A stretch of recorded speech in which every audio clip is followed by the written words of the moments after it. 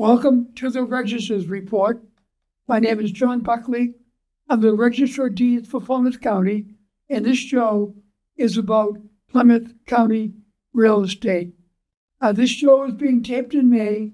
We're going to be reporting on the recordings for April and talk a little bit about our county and colony history.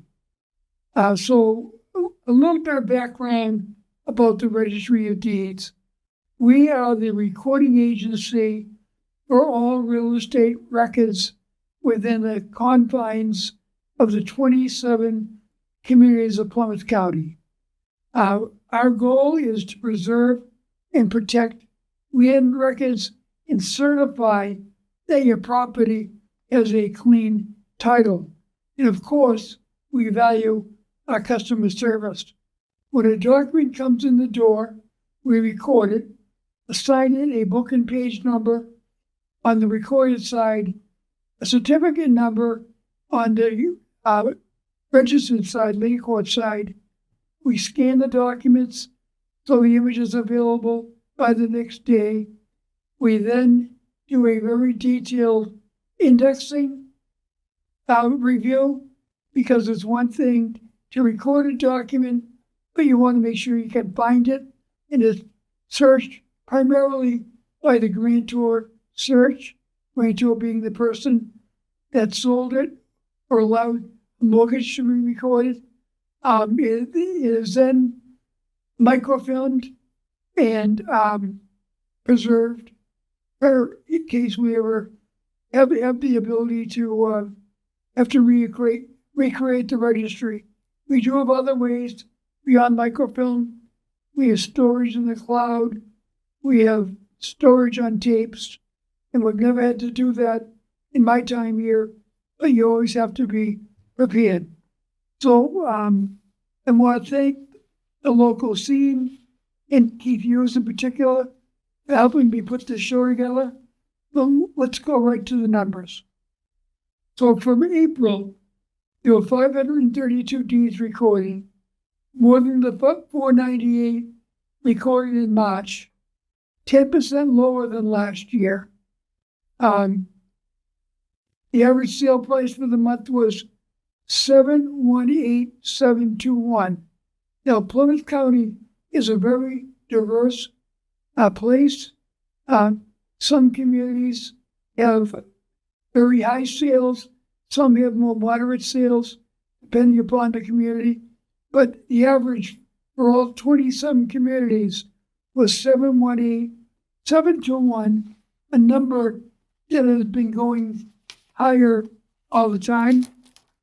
Mortgages, we've had a burst of mortgages, 1,298 mortgages recorded in April, higher than the 1,276 in March, 29% higher than last year. Year-to-date, we're up 14% in mortgages, as compared to being down 10% in deeds. And we've always followed foreclosure issues very closely, particularly since the meltdown in 2008. During the COVID era, there was a moratorium on foreclosure deeds and foreclosure notices. The moratorium is no longer in place. However, lenders are slow to move forward. There are a lot of restrictions to moving forward. However, if you find yourself in difficulty, don't hesitate. Reach out to a federal housing counselor. The faster you do that, the easier it is to try to get some help. Maybe a modification of the term might help you out. But again, don't be embarrassed. Don't hesitate. Take action. There were 18 foreclosure deeds in April, more than the 6 in March, 50% more than the 11 foreclosure deeds last April, but year-to-date down 10%. The next bar chart you're going to see is a foreclosure notices. Foreclosure notice is the first document we see at the registry that identifies someone's in trouble. So if you get a foreclosure notice, you need to really pay attention and try to get some relief. There were 46 foreclosure notices in April, more than the 26 notices in March, year to date down 20%. However, if you receive a notice from your lender that they're proceeding to a foreclosure sale, really get active and try to protect yourself. Nobody's going to do it for you. So a foreclosure deed is when the lender has actually gone and taken back property, usually for failure to pay. A foreclosure notice, again, is the first step in the process that really makes you want to do a giddy up and reach out to a federal housing counselor and try to find a way to solve your problem because you want to stay in your house. Losing your house is a horrible personal experience for you and your family, but it's also a very horrible economic experience. So it's up to you. It's your home. Be proactive. And you're going to see a listing of all 27 communities in Plymouth County, alphabetically, from Abington to Whitman. You can see there's still a lot of zeros there. Foreclosure deeds and foreclosure notices. However, again, if you're finding yourself in difficulty, reach out to a federal housing counselor. Couple of things I want you to be aware of. We always promote that you can sign up for a property fraud alert. A lot of people get concerned about fraud these days. There's a lot of companies advertising opportunities.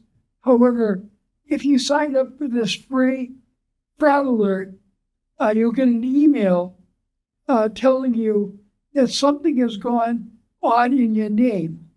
So if you go to PlymouthDeeds.org, again, our website, PlymouthDeeds.org, and go to our property fraud alert, put in your name and your email, and if something gets recorded against your name, you'll get an email and you can check whether it's something that you need to act on. Maybe if your name is John Smith, there's a lot of John Smiths out there. It might not be you. But however, maybe it's a discharge of a mortgage, something that you wanted put on record by your lender or you, but you just want to be vigilant and be aware of it. I also want to warn people that there are companies out there that will try to get you to give them a lot of money for a copy of your deed, $40, $50, $60. If you go to one of our satellite offices in Plymouth, Brockton, or Rockland, you can get a copy of your deed for $1. If you call into our customer service department, 508-580-9200, and ask for customer service, you could probably get it for $3 emailed to you. So again, be vigilant. You have to protect your property. For most people, it's your most valuable asset. On the modernization front, we just completed our transcription project. Although in the early days of registry records, there was beautiful handwritten records. A lot of people can't read cursive anymore. They don't teach cursive in many places. However, we did a transcription project that if you look at the cursive page and click on a button at the top, that'll give you a typewritten version. And if you go back that far, between 1685 and 1889, if you're a historian, you will be able to take advantage of that opportunity. After that time period, there were fill-in boxes and then typewritten deeds and then computer-generated deeds. Those are much easier to read. We just finished a final editing project from 1685 to the present, so we had caveats over the years on our search site. There are no longer any caveats, so if you search a grantor index from 1685 to present, it has been completely edited. It should be hopefully a perfect record of your title. We had some changes in staff. We're now running a training room again, although for May and June, the rooms are full. We have 9 spots every month. We take July and August off, so call into our office, and there'll be some openings for a September training. It's a good way to find how to navigate a search, and no matter what job you do, it's good to know how to search records. Call 508-830-9290 and ask for Lorna Green to sign up, and you'll find you learn a lot. It's a great transferable skill. So let's go to something a little lighter in nature. Our Plymouth County records. We try to tie them to the holidays in the month. So the holidays in May was May 1st, Law Day. The 2nd, Kentucky Derby. 5th, Cinco de Mayo. 10th was Mother's Day. And the 25th is Memorial Day.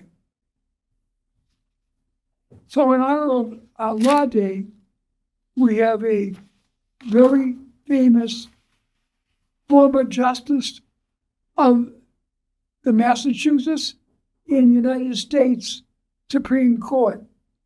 Oliver Wendell Holmes Jr.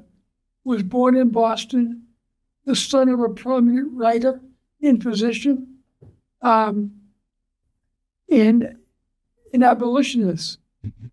So in his senior year at Harvard, he joined the Army, and he was wounded 3 times in battle.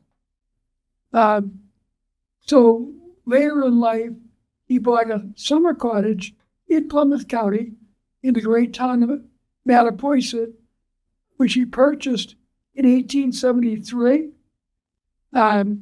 He became a lawyer in Boston, a legal scholar, and a law professor at Harvard. In 1882, he became a justice of the Supreme Court of Massachusetts.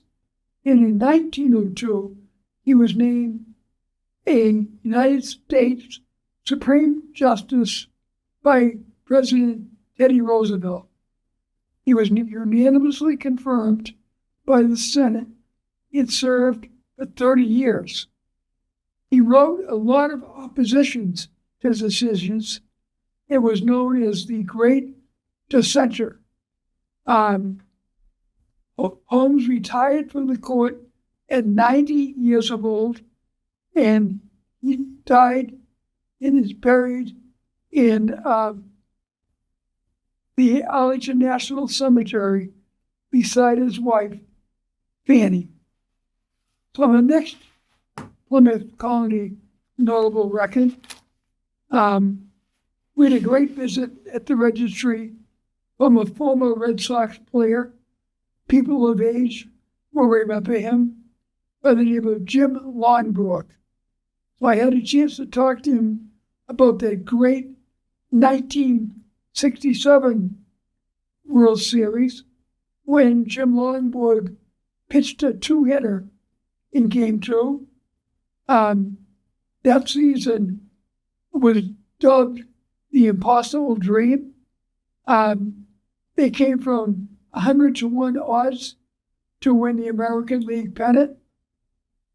And the voice of the Red Sox back then was a gentleman from Plymouth by the name of Ken Coleman, a legendary radio and television broadcaster. He told the story of that season on a record album. Back in those days, there were vinyl record albums, and it is still a wondrous thing to listen to. The Red Sox fans, when things are going well, are very boisterous, and they won it on the last day of the regular season. However, they lost in the World Series 4-3. Unfortunately, they lost the World Series, but it still is one of the best, most involved by fans baseball seasons ever. So anyone from that era will remember Ken Coleman. He was also a broadcaster for the Cleveland Browns and the Cincinnati Reds. He was a director of the Jimmy Fund, a program that helps young children with cancer. And he was inducted into the Red Sox Hall of Fame in 2000.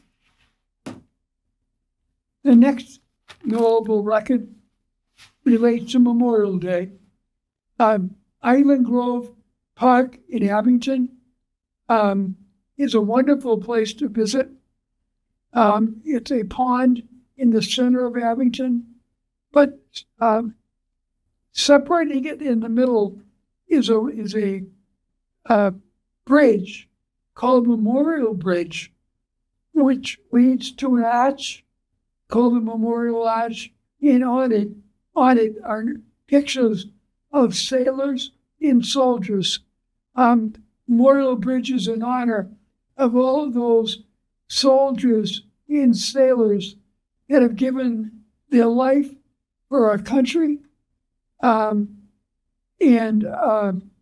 Memorial Day celebrates those that have lost their life fighting for our country. It originally was an amusement park. It was a recreation area for years, summer vacation programs, boating, fishing, ice skating, and a great place to walk. And in March of 2002, Island Grove Park was named to the National Register of Historic Places. Every month since the Plymouth 400th anniversary, which unfortunately was during a COVID era, we have promoted one of our Plymouth colony records and continue to do so. So this is a record from 1690, basically about an estate. A gentleman was named as a administrator for the estate back then of Henry and Thurston Clark.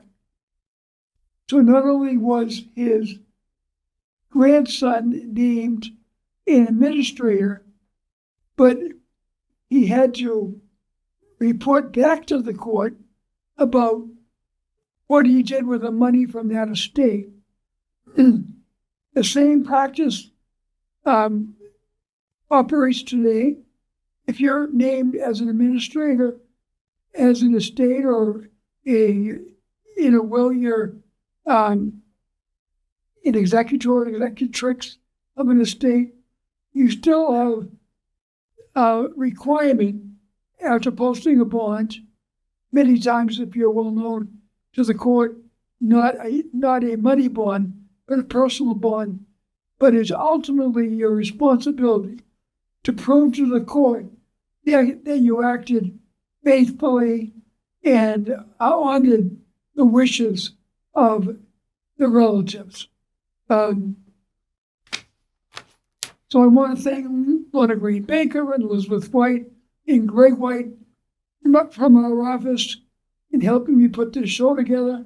Again, Keith Hughes puts this show together here at the local scene, and we share with people what for most people is information about the most valuable asset, their home.